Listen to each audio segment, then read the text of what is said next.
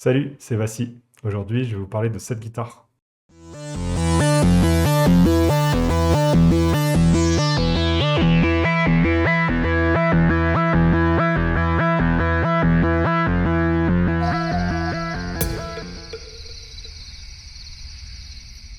Bon, comme d'habitude, on fait un petit sommaire pour que vous sachiez de quoi est-ce qu'on va parler dans cette vidéo.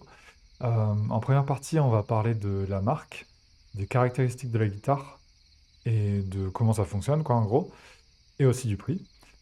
Après, je vais vous faire une petite démo de tout ce qu'on peut faire dessus, à peu près. Et pour finir, dans la dernière partie, on va parler vite fait des autres systèmes qui font un peu la même chose. Et j'aurai besoin de votre aide, vous allez voir. Bon allez, let's go.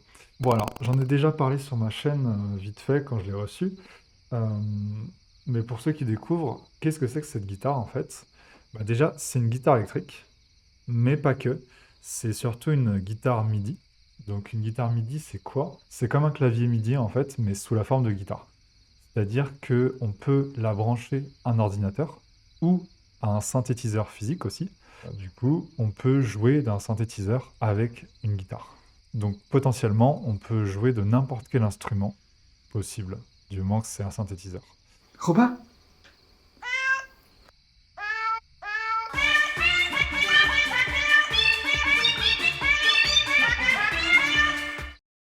Donc déjà, c'est quoi la marque? La marque s'appelle Rob O'Reilly, c'est le nom de la personne qui l'a créée.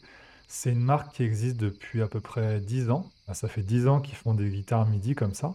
Mais celle-là, c'est pas le premier modèle. Leur premier modèle, il était un peu spécial. Il ressemblait à une moitié de lunettes. Je crois que c'était ça l'inspiration. Un peu bizarre. Et après, ils ont commencé à faire cette guitare-là. Ils sont basés en Irlande et ils ont un petit atelier. Bon, je sais pas à quel point il est grand, mais c'est une petite production en fait. C'est pas des productions de masse. Cette guitare-là, si on veut l'obtenir, il y a une file d'attente qui est assez longue. Sur leur site, c'est estimé à 12 mois d'attente. Personnellement, je l'ai commandé le 1er avril 2022 et je l'ai reçu en octobre 2023. Donc ça fait à peu près 1 an et 6 mois, il me semble. Euh, et aussi, si on regarde ici, hop, sur la guitare, on peut voir qu'elle est numérotée 275. Ça veut dire donc qu'en 6 ans, ils ont fabriqué 275 guitares, donc ce qui est assez peu. Ça fait à peu près une guitare par semaine en moyenne, quoi. Donc c'est vraiment une petite production, quoi. À part ça, ils font aussi des basses MIDI depuis pas très très longtemps. Et c'est à peu près tout ce que j'ai à dire sur la marque, je pense. Ouais, donc maintenant on va parler des caractéristiques de la guitare. Mais avant ça, je vais vous parler du prix directement. Et pour ça, on va regarder la facture que j'ai reçue quand j'ai réservé la guitare. Alors voilà la facture, on va regarder ça un peu en détail. Donc déjà, le premier truc à voir, c'est le prix total qui est écrit ici. Donc j'ai payé 4 452 € et 60 centimes. Donc c'est une guitare qui est quand même très chère. Et on va regarder un peu toutes les options qu'il y a dessus. Parce que je trouve ça intéressant de voir le découpage du prix, quoi. Alors, la première ligne, ça concerne la guitare en elle-même. Le prix de base de la guitare est de 2 990 €. Et il faut savoir qu'ils ont augmenté leur prix depuis l'année dernière. Ils ont augmenté d'à peu près 900 ou 1 000 €, je ne sais plus exactement. Mais alors, je ne sais pas pourquoi, je pense que c'est peut-être l'inflation, j'imagine, mais peut-être aussi que, je ne sais pas, ils étaient peut-être pas assez rentables. Donc ça a augmenté pas mal. J'ai eu de la chance de la commander avant que ça augmente. Après, les deux lignes d'en dessous, ça concerne la couleur. Moi, elle est en noir mat. C'est la couleur de base par défaut. Donc il n'y a pas eu de surplus par rapport à ça. Par contre, pour la tête de base, elle est censée être en bois. Moi, j'ai demandé à ce qu'elle soit en noir mat aussi. Après, il y a une ligne qui est intéressante, c'est le Custom Design Headstock. C'est la tête de la guitare. Il propose de faire des formes personnalisées. Et chose que j'ai faite parce que j'aimais pas trop la forme de la tête de la guitare de base, qui est un reliquat de la première version et qui ressemble un peu à une branche de lunettes, du coup, parce que c'est ça l'inspiration, ou aussi une batte de hockey sur glace, enfin je sais pas, tu sais. Mais moi j'avais envie d'avoir un truc un peu plus typé métal, donc j'ai fait la forme moi-même. À l'écran on peut voir les différentes itérations, quoi. Et elle me plaît bien. Après on était limité, il fallait pas que ça dépasse de la forme originale, donc on ne pouvait pas faire plus grand. Et voilà. Après, on a les Custom Inlay Option A. Donc ça, c'est les petits inserts ici pour voir la position des frettes. De base, il prévoyait de ne pas en mettre. C'est l'option gratuite. Il n'y en a pas du tout, mais moi, j'en ai besoin, quoi. C'est plus pratique quand même pour se repérer. Donc 135 € de plus. Après, on avait le hard case, c'est la boîte de transport rigide. Donc obligé de l'acheter, celle-là. Ensuite, un pack de câbles. Après, on a les chaleur strap lock. Ça, c'est des strap lock un peu spéciaux. Je connaissais pas avant, mais apparemment, c'est très bien parce que ça empêche que les sangles tombent. Vraiment, c'est très robuste. Donc ça me paraissait important pour des concerts, quoi. Après, on a l'assurance. Et après, on a les frais de livraison. Et ensuite, la TVA, 23%, qui nous fait un total de 4 452 €. Voilà pour le détail. À savoir qu'il y avait aussi d'autres options que je n'ai pas prises. Il y avait la possibilité de doubler la durée de la batterie, de passer de 4 heures à 8 heures. Donc ça peut se faire plus tard, c'est pas très grave, on peut rajouter une pile en plus. Et il y avait aussi la possibilité d'ajouter des finger pads, et donc qui sont des boutons qu'on peut appuyer comme ça pour jouer les cordes aussi. Et puis on peut les mapper à différents effets sur un logiciel si on veut. Je les ai pas pris parce que ça coûtait très cher en plus, c'était 750 € de plus. Donc voilà, globalement, pour ce que j'ai payé pour la guitare et ses caractéristiques. Il faut d'abord que je vous parle un peu des guitares MIDI en général. En fait, le truc le plus important, c'est de comprendre comment est-ce que on détecte les notes qui sont jouées sur la guitare alors qu'elle a des cordes de guitare normales. Comment est-ce que ça marche, quoi, tout ça, la détection, quoi. Il y a un truc à savoir à propos des systèmes MIDI, c'est que ça existe depuis très longtemps, en fait. Ça existe depuis les années 80 au moins. Et il y a plein de produits qui sont sortis. Et à ma connaissance, ils fonctionnent tous à peu près de la même façon. Et cette façon, c'est que on prend le signal audio de la guitare et il y a un traitement numérique qui est appliqué pour essayer de détecter la note qui est jouée informatiquement, quoi, avec le moins de latence possible et avec le plus de fidélité possible. Donc c'est vraiment un traitement numérique. Alors il y a des boîtiers qui font ça, des boîtiers genre comme des pédales sur lesquels on branche la guitare. Il y a des boîtiers qui se mettent directement sur la guitare et avec des micros spéciaux qui viennent capter directement la vibration des cordes. Alors, il y a aussi des logiciels qui existent, mais ils ont tous ce point commun que c'est un traitement numérique. Là où cette guitare est différente, et c'est assez malin aussi, c'est que ça fonctionne pas du tout comme ça. En fait, de ce que j'ai compris, la manière dont ça fonctionne, c'est que, il y a plein de câbles dans le manche et chaque fret est connecté à un câble. Ce qui fait que quand on appuie sur une corde et que la corde rentre en contact avec une fret, il y a un circuit électrique qui se ferme. Ça fait on-off et donc ça, c'est détecté. Ce qui veut dire que l'ordinateur qui est intégré à la guitare sait quand une note va être jouée avant même qu'on la joue, parce qu'il y a eu le contact électrique, quoi. Donc c'est hyper basique en fait, on peut pas faire plus basique que ça comme solution. Il n'y a aucun traitement de l'audio, c'est juste un contact électrique on-off, j'appuie ou j'appuie pas, quoi. Donc avec une solution pareille, on peut se dire que c'est vraiment l'idéal, que c'est comme ça que ça peut fonctionner le mieux, qu'on va avoir une latence très réduite, etc. etc. Moi, c'est ce qui m'a séduit dans cette guitare. J'avais envie d'avoir un système très robuste parce que quand je me suis lancé dans ce projet, je me suis dit soit je me lance avec un truc qui marche vraiment bien, ou soit je le fais pas, quoi. Mais en sachant que j'étais pas trop renseigné sur les autres systèmes qui existaient à l'époque où j'ai acheté cette guitare. Aussi, je voulais rajouter un truc, c'est donc on a compris comment est-ce que la guitare faisait pour savoir quelle note on va jouer. Par contre, pour savoir à quel moment on joue vraiment, ça c'est un autre système en fait. À l'intérieur du chevalet, ici, il y a des micros piezo. Les micros piezo, c'est des micros qu'on va généralement trouver plutôt sur les guitares acoustiques, parce qu'en fait, c'est des micros qui captent les vibrations. À la différence des micros de guitare électrique qui, eux, captent des variations de champ magnétique. Et du coup, comme il capte des vibrations, dès que la corde vibre à partir d'un certain seuil, il sait que la corde est jouée, quoi. Et pareil, c'est grâce à ces micro piezo qu'on peut retranscrire fidèlement un vibrato ou un bend, et que c'est traduit en information MIDI, quoi. Du coup, C'est parti pour la section plus démo. Bon, déjà, comme j'ai dit, c'est une guitare électrique, donc on peut jouer des bons gros riffs comme sur n'importe quelle autre guitare.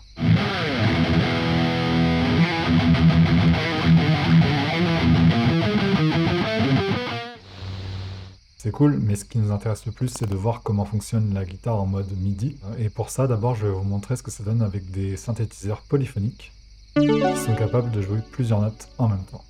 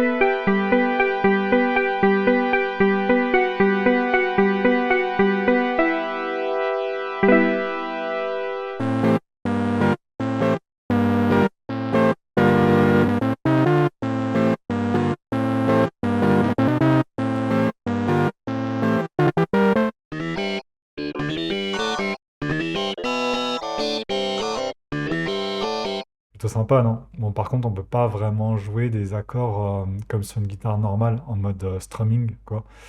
Sinon, ça donne quelque chose comme ça.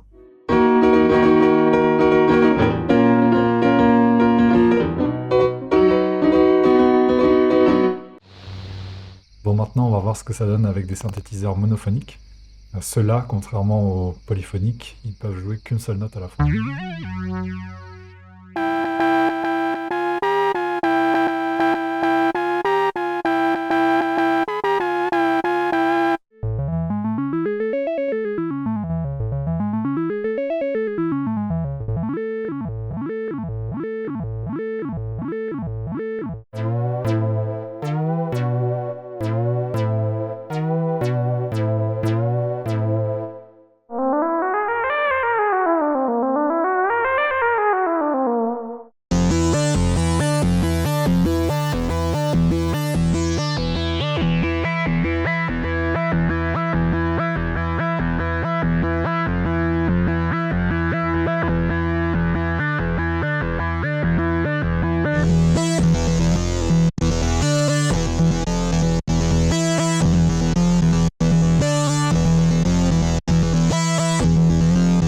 Bon, on entend des petits bugs, mais c'est surtout parce que je joue mal.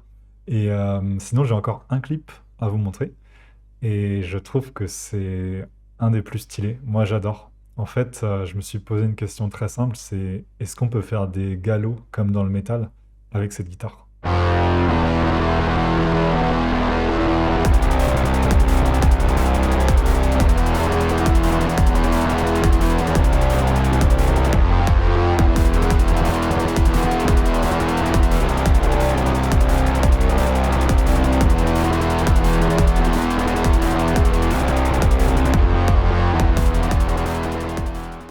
Moi, je sais pas ce que vous en pensez, mais moi, je trouve ça super stylé qu'on puisse faire des galops comme ça, sans aucune erreur de tracking. C'est vraiment super impressionnant. J'adore. Je viens de vous montrer une séquence avec un synthé qui était bien agressif, mais on peut aussi être un peu plus dans l'expressivité. Le synthé que j'ai utilisé avant était à vélocité fixe. Ça veut dire que peu importe si je joue fort ou avec légèreté, le son au final sortira toujours avec le même volume sonore. L'inverse, c'est d'utiliser un synthé à vélocité dynamique qui peut varier l'intensité du son et ça donne ça.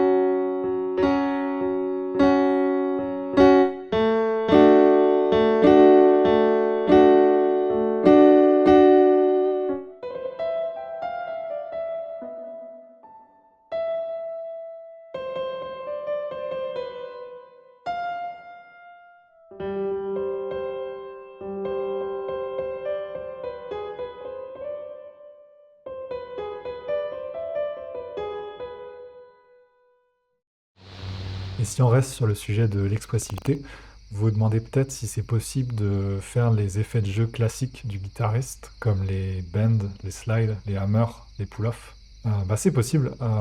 Après, ça dépend beaucoup du synthétiseur, je trouve. Il y en a avec lesquels c'est pas terrible, mais avec d'autres, c'est très joli.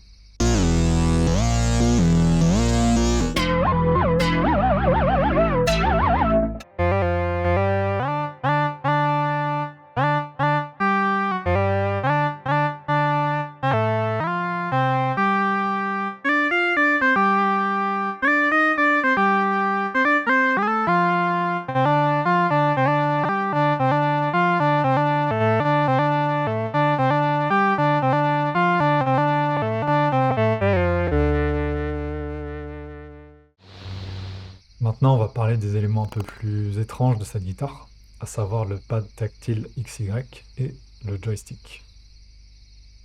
Quand on appuie sur le pad, ça déclenche le son.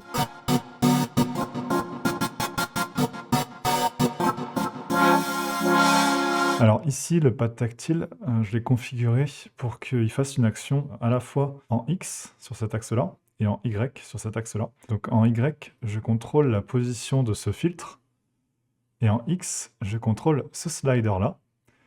Et en fait, ce qui se passe avec ce slider, c'est que dans ce rack Ableton, on a deux instruments différents. Quand le slider est à gauche, on va entendre le premier instrument, et quand le slider est à droite, on va entendre le deuxième instrument. Et quand le slider est entre les deux, bah, ça va être un mélange des deux instruments qui va être joué. Et ça donne un truc comme ça.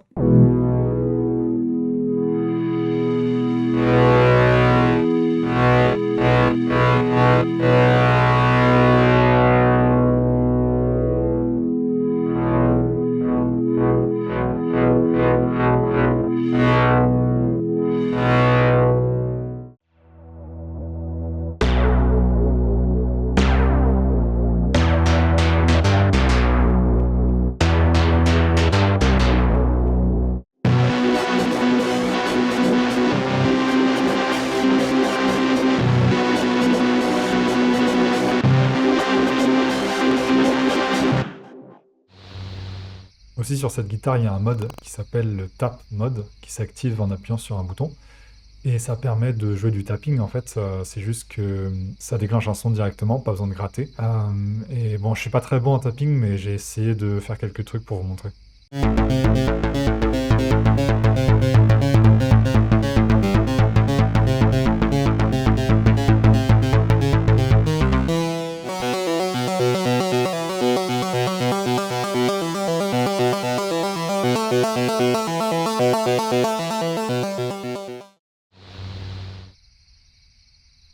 Et pour la dernière partie de cette vidéo, je vais vous montrer deux utilisations un peu plus avancées que j'ai commencé à expérimenter.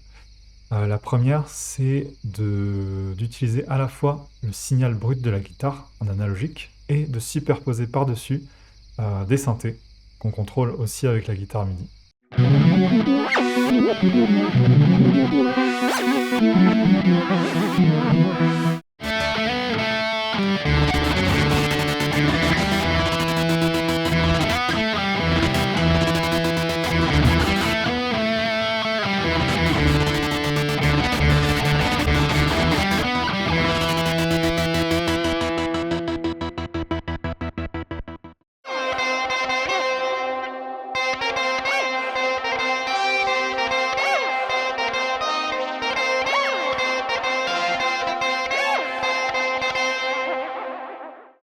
Bon, je ne sais pas trop si j'utiliserai ce genre de choses dans ma musique.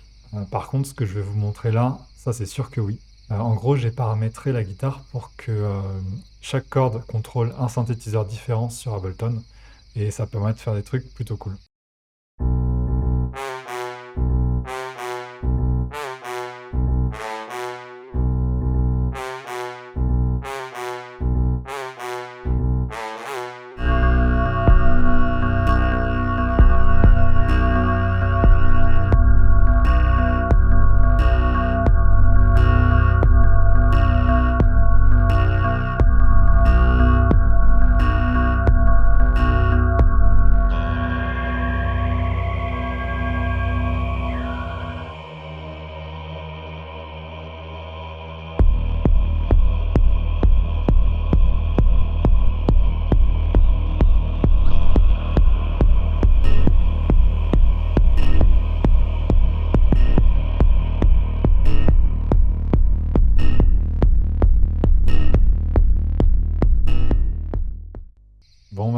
fait un bon tour des fonctionnalités de la guitare.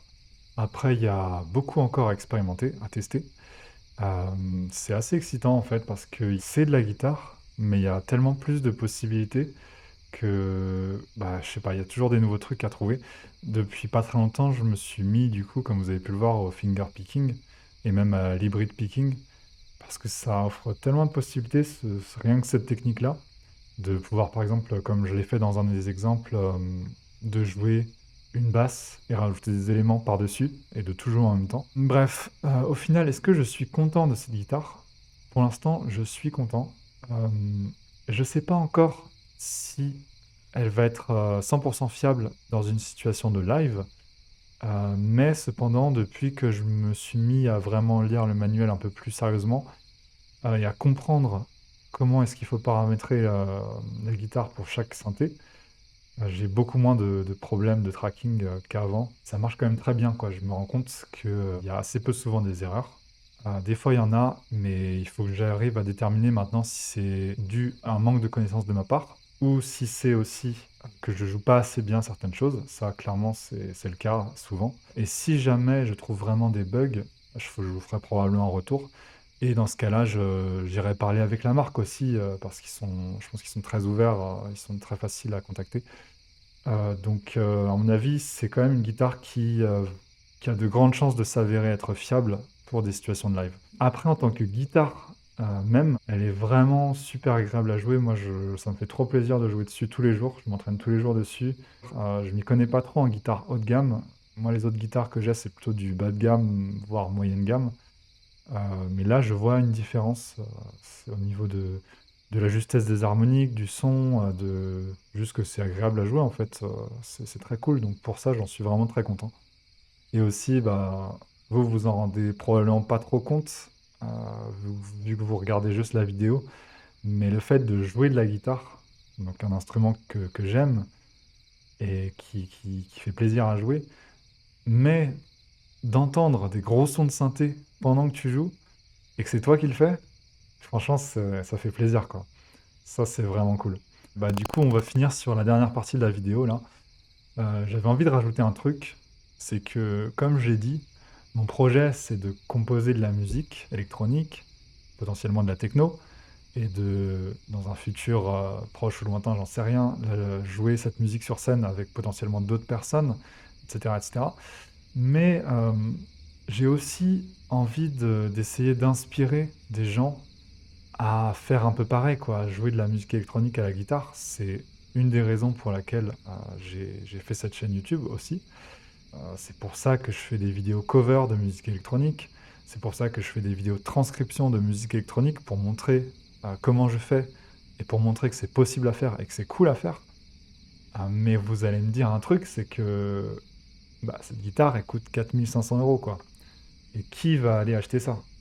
Il y a peu de gens qui vont acheter un truc, comme ça, aussi cher et qui paraît un peu gadget. Pour moi, ça ne l'est pas, c'est pas gadget du tout. Je suis très content de l'avoir, mais ça donne un peu cette impression-là et c'est beaucoup trop cher. C'est une question très légitime et ça me fait réfléchir, en fait. Comme je vous ai dit et comme vous savez sûrement, il existe plein d'autres produits, qui font la même chose que cette guitare et bien que je pense, je suis pas sûr, mais j'ai l'intuition que cette guitare, c'est probablement le meilleur de ces systèmes. C'est la plus efficace, la plus fiable, je crois. Je suis pas sûr. Hem, Malgré ça, je pense qu'il y a d'autres produits qui existent, qui sont quasiment aussi bien et surtout beaucoup, beaucoup, beaucoup moins chers.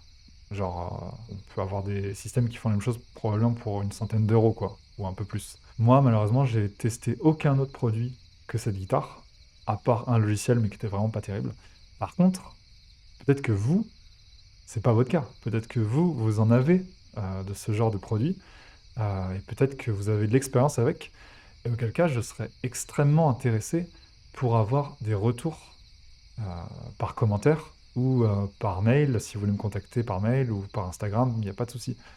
Ça peut être très intéressant de savoir ce que vous pensez de d'autres produits que vous avez testés ou que vous possédez. J'ai l'impression qu'il commence à y avoir une petite tendance quand même.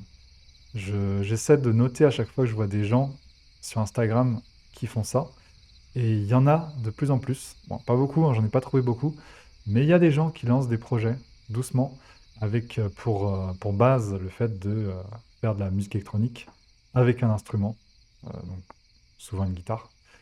On pourra en reparler et ça se trouve, j'aimerais bien rencontrer aussi d'autres gens comme ça. Donc j'ai l'impression qu'il se passe un truc, ça va aller doucement, mais de la musique électronique à la guitare, ça devient de plus en plus possible de toute façon, parce qu'il y a des produits qui existent. Et c'est cool, je pense vraiment que c'est cool, parce que ça rajoute un côté, vraiment performance à la musique électronique. Bref, j'ai bien assez parlé. Merci d'avoir regardé la vidéo et je vous dis à plus, salut!